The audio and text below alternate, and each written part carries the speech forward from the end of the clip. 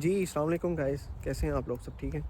अच्छा, तो ये this is the third video about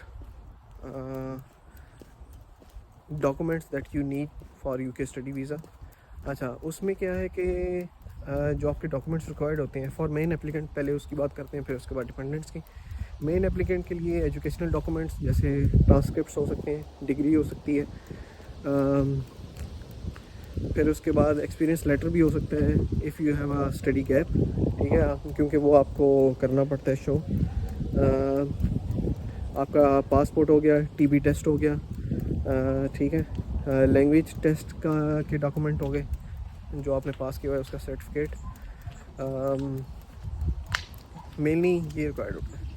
और फिर उसके बाद जो है आपको जो रिक्वायर्ड पड़ सकता है, इफ़ यू आर मैरिड तो आपका जो निकाह नाम है वो उसकी कॉपी जो है वो लगेगी।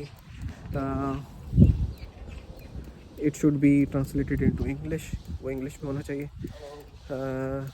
जो आपकी बैंक स्टेटमेंट है वो हो सकती है, तो बैंक स्टेटमेंट जो है वो आपको निकलवानी पड़ती है।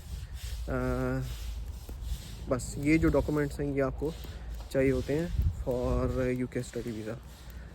उसके बाद डिपेंडेंट्स की बात आती है, तो डिपेंडेंट्स में जो है वो आपको डिपेंडेंट्स के डॉक्यूमेंट्स, उनके टीबी टेस्ट की रिपोर्ट्स जस्ट यही चाहिए होती हैं। इसके अलावा आपको कोई और चीज़ जो है वो रिक्वायर्ड नहीं होती, ठीक है। एक क्वेश्चन होता है कि डिपेंडेंट्स हैं, हस्बैंड है, पार्टनर आ रहा है, तो वो उनके डॉक्यूमेंट्स, कोई और डॉक्यूमेंट उनका यूज़ नहीं होता, सिर्फ पासपोर्ट जो है उनका यूज़ होता है। If your husband is coming with you as a dependent तो उनका जस्ट पासपोर्ट और निकाह नामा जो है वो यूज़ होता है, बाकी कुछ भी उनका यूज़ नहीं होता।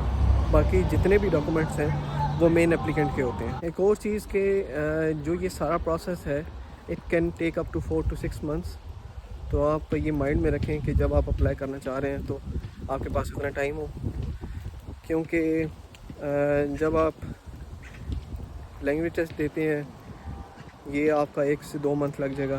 फिर आप यूनिवर्सिटी को में अप्लाई करते हैं, वो रिवर्ट बैक आपको फ़ीस सबमिट करवाने के लिए कहते हैं, फिर ये 2-3 वीक्स लग जाते हैं। फिर उसके बाद आप वो जब सबमिट करवा देते हैं they ask you for bank statement. Bank statement में आपके 28 से 1 महीना वो लग जाता है सीधे सा। फिर उसके बाद दे गिव यू कैश, जो कि जिसमें 1 से 2 वीक लग जाते हैं। फिर आप वीज़ा के लिए अप्लाई करते हैं, उसमें जब सबमिट करवा देते हैं तो बायोमेट्रिक की डेट जो है 3 वीक्स के बाद आती है, वो आप करते हैं। फिर उसके बाद आपका जो डिसीजन है it takes up to 15 days और 20 डेज़ एटलीस्ट, तो कुल मिला के तकरीबन 5 से 6 माह जो है आपको इस प्रोसेस में लग जाते हैं, ठीक है। तो ये प्रोसेस है।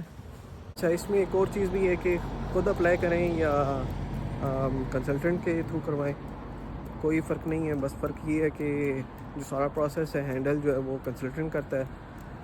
If you are confident enough कि आप खुद कर सकते हैं तो आप खुद कर लें, अदरवाइज़ जो है वो आप किसी कंसल्टेंट से करवा लें तो वो बेहतर है, क्योंकि obviously they have experience as well, तो उन्हें बेहतर पता है कि क्या इस प्रोसेस को किस तरह से टैकल आउट करना है।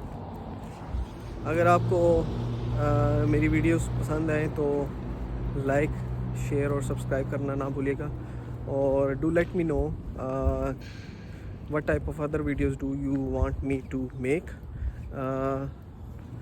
और इसी तरह की और भी वीडियोस जो है मैं आप बनाता रहूँगा, आपसे शेयर भी करता रहूँगा अपना एक्सपीरियंस। तो तब तक के लिए ख्याल रखिएगा। अल्लाह हाफिज़।